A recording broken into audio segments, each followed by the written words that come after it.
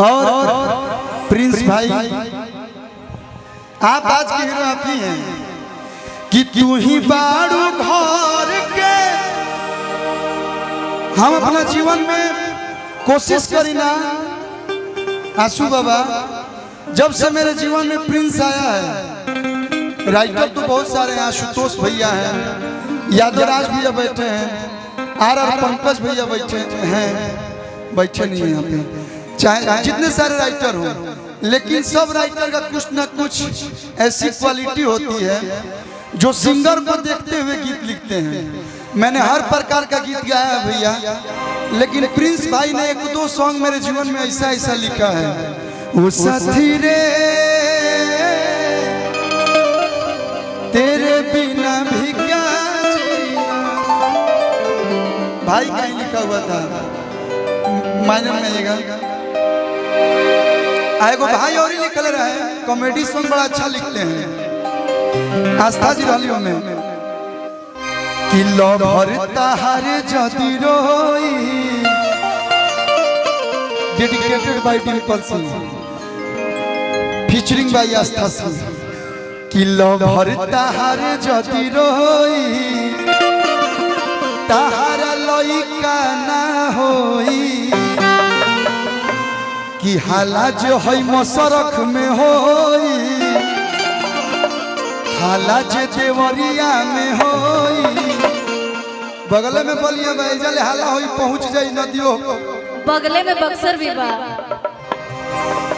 हाला जे है मसरख में होई तोर बियाह ना होई। इसीलिए लवर लोग का दिल मत तोड़िए, सब लोग को साथ बनाए रखिए कि तू ही बारू घर के। एक मलकिनिया हमार सार के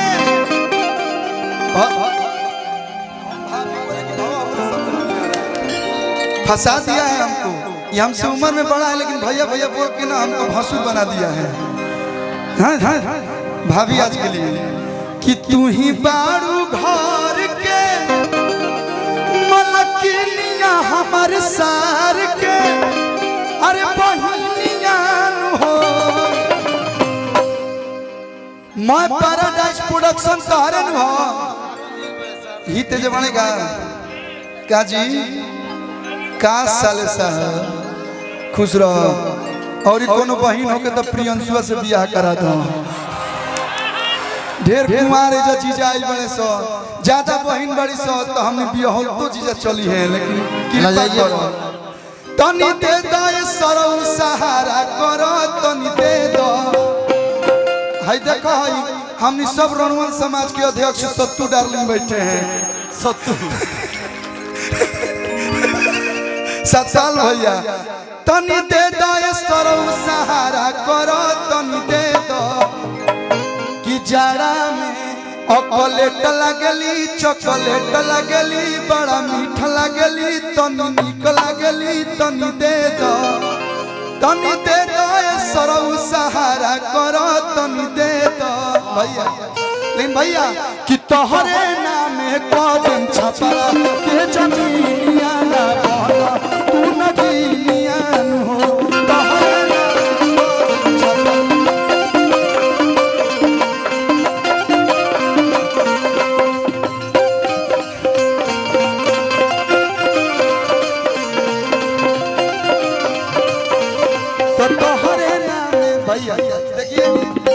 केहू प्रोग्राम करे नहीं खेल, सब लोग अपना माहौल में मस्ती मजाक करे होता है। का करी है दादा का करी है दादा का होई जाड़ा में रड़ुआ का अरे का करी है दादा का करी है दादा का होई जाड़ा में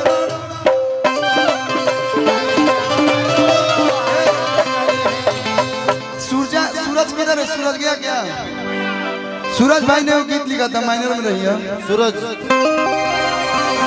कि हेने यार कठुआई दिसमर में, यही भाई लिखा था हेने यार कठु देखो तोर करियर पर ब्रेक नहीं खे लागल, तोर करियर में नु ब्रेकर बन गइल बा एगो जोन हो ब्लैक जैकेट पहन के बैठल बा। तू तोर गाना बना के भेजते नहीं के, तू का हम करी इने यार कठुआई दिसमर में आ तू भतार संगे सुतबू कमर में।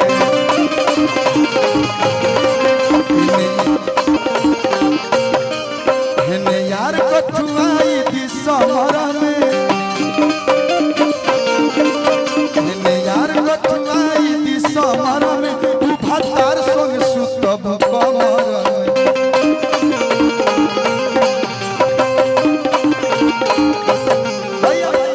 ज्यादा गाना ज्यादा ना, एगो हम चाहतनी कि एगो नयका गाना पर डांस हो जाऊ, हमार सब भाई के मन बा।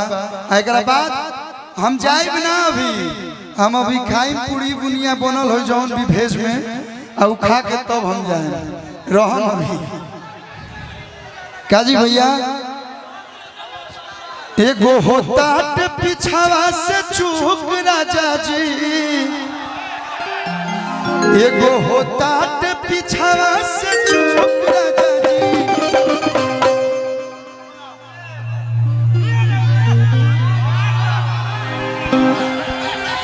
रुको रुको, हेलो रुक जा, कहीं बजा दे। बताओ ये तो है नहीं खे, आपका भी नहीं है, आप पहले ही सरेंडर मार दो।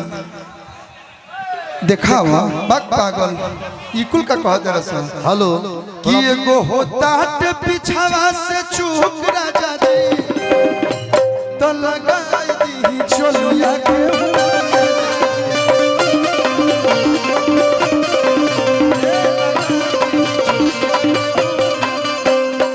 और अब एगो गाना लागी आ सब लोग झूमी आ DRS म्यूजिक पाइल बा मेहरारू जैसन, ओकरा के सर्च क के आ सुनब लोग और अपन ढेर सारा प्यार आशीर्वाद दे लोग। लगा दे रे भाई, फुल साउंड कर दिए। खेलेगा फ्री फायर खेलेगा, साउंड फुल कर दो।